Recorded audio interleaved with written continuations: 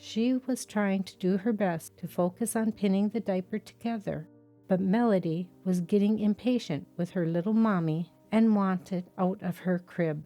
Talking gently to calm Melody, Sarah said softly, "You have to hold still so I can pin the other side." Hello, you are listening to In My Words. The book I am reading from is titled The Monster We Call Dad by D.A. Riles.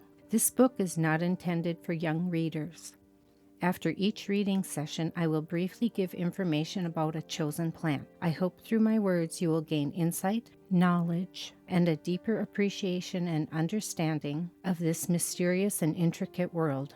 Though the road may be long and hard, compassion and beauty can be gained through the enjoyment of nature and experiencing its wondrous gifts.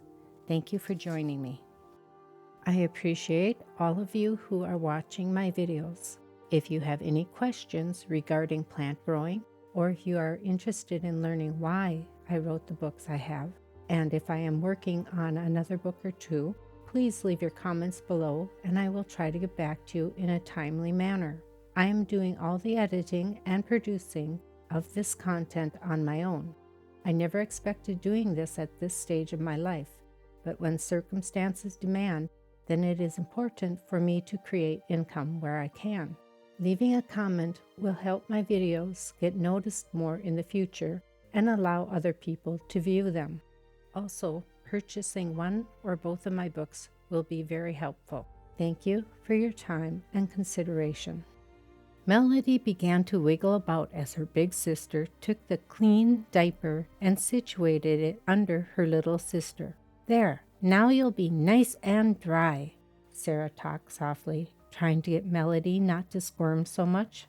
Sarah liked this feeling of playing mom as she continued the task at hand. Carefully, the older sister grasped the right side of the cotton diaper and pulled it to the center of the cloth. Taking the large safety pin, which was on Melody's previous diaper, Sarah pushed the sticky pin through the fabric. It worked. She closed the pin. Now, to pin the left side, Melody started kicking her pudgy little legs as Sarah quieted her singing. Talking in a mumbling tone to herself, Sarah tried hard to concentrate on the task at hand. She was trying to do her best to focus on pinning the diaper together, but Melody was getting impatient with her little mommy and wanted out of her crib. Talking gently to calm Melody, Sarah said softly, "You have to hold still so I can pin the other side."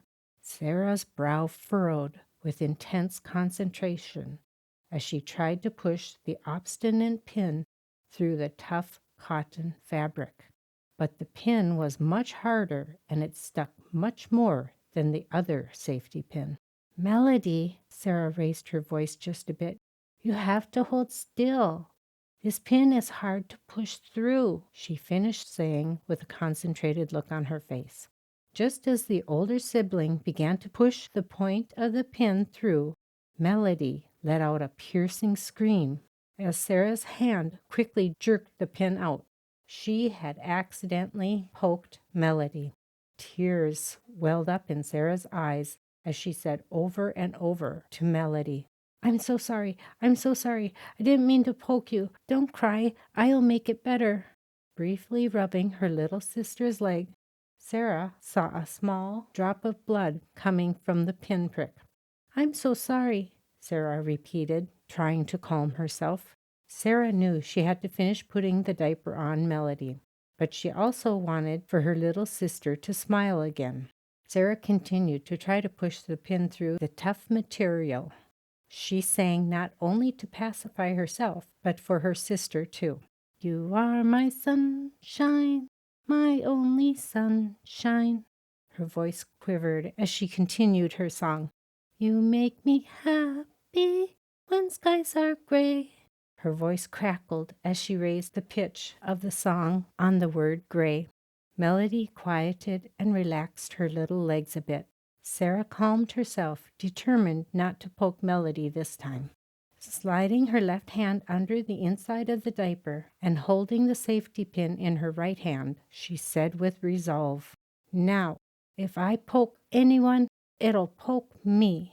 The pin squeaked as she pushed it through the hard cotton fabric. However, Sarah kept going. The white cloth finally gave way to the pin. She felt it beginning to poke her finger. Wiggling the pin, she pressed on. The safety pin passed through all the layers of the cloth. Sarah clasped it together.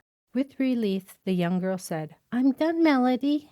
Slipping on the plastic pants, Sarah blew little blurp sounds onto her sister's tummy.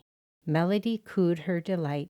Pulling a clean romper out of the dresser, Sarah placed it on her baby sister. Then she gathered Melody up in her arms and walked into the living room, rocking from side to side to keep her calm. Sitting on the edge of the couch and then scooting backwards, Sarah tenderly brushed at an imaginary hair on Melody's face as she said, "I'm going to be a nice mom. I'm going to love my kids.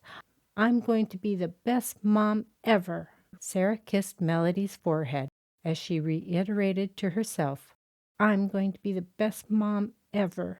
With that single statement, she didn't know she was setting a profound foundation for her own life. Guilt stayed with the young girl for many years to come. However, she never poked her sister again. With growing experience, well, for being only 6, Sarah knew she didn't need to worry too much about her little sister, at least for the next couple of years. Melody was too young to be of interest to the intruder. Nevertheless, as Melody grew, Sarah knew that she would have to keep her young sister from harm, and she did. Sarah loved her new baby sister just as much as she loved her youngest brother. Sometimes she would pretend in her mind that they were her children and thought of ways to make them happy, at least until she could have her own children. Sarah made sure the intruder never touched Melody. As Johnny and Melody grew, Sarah placed a mantra in her head that she would repeat over and over. "When I get older, I'm going to get married, have a baby, and get divorced, and I'll be the best mom ever." Yet what she really wanted was to have a child or children without a husband. But being back in the 1960s, she heard many times that a woman must be married to have children. So for now, she would keep her true feelings to herself. Number 4. Inoculation or budding, which is considered superior to any other mode of engrafting, especially for nectarines, peaches, and other stone fruits, may be the most valuable varieties of which cannot be propagated with certainty in any other way. In this operation, the bud of one tree is let into the stem or branch of another, to which it unites, and putting forth branches. These branches bear fruit of the same kind and quality as the tree from which the bud was taken. To perform it, a horizontal incision is to be made across the bark of the stalk, from the middle of which a perpendicular slit should be drawn, about 2 inches in length. The buds are cut from the shoots, about an inch or more long, and the woody part being separated, they are inserted into the side of the stalk between the rind and wood. The bud is usually inserted on the north side of the stalk. A tying of bass is necessary to secure the bud in its place, and a covering of clay, as usual, over the wounded part. In about a month, the bandage may be removed to prevent its injuring the bud. Budding is performed in July, August, and September, and cloudy or wet weather is most proper, as in hot weather the transpiration of the shoot deprives the bud too much of moisture. In the course of a month or 5 weeks, the stalk may be cut off in a sloping direction about 3 inches above the bud, and in the course of the following year, it may be cut immediately above the bud. Standard trees should be budded 5 or 6 feet from the ground, but dwarf and espalier trees must be budded lower in proportion as the branches are wanted near the ground. The most suitable stocks for budding are those raised from seed and purposely kept to a single stem. They should not be submitted to the operation until 1.5 inches in circumference and of 2 or 3 years' growth. The best and most durable fruit trees are engrafted upon stocks which have attained a considerable height and maturity as from 4 to 6 feet. Hence, a practice called extreme branch grafting has been remarkably successful with regard to apple trees. Trees of this fruit, which in the ordinary judgment of them were only fit to be cut down to a stump, after being thinned and cropped, have had a large number of grafts affixed upon them, and have thus, in the space of 2 or 3 years, again become fruitful trees. Grafts which are intended to bear fruit as early as possible should always be taken from fruit-bearing branches. We may here notice the Chinese mode of propagating trees by abscission, which produces an effect equivalent to engrafting, except where a stock more hardy than the graft is required. It consists of applying a ball of earth by means of a bandage around that part of the tree at which a branch is to be separated for forming another tree. Above this lump of earth is placed a coconut shell or any convenient vessel containing water, and which allows the water to ooze slowly from it to keep the ball of earth consistently moist.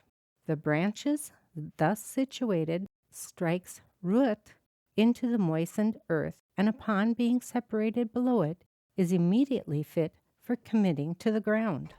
To prevent the sap of fruit trees from being wasted in the formation of useless wood, pruning is annually required at least once and often twice.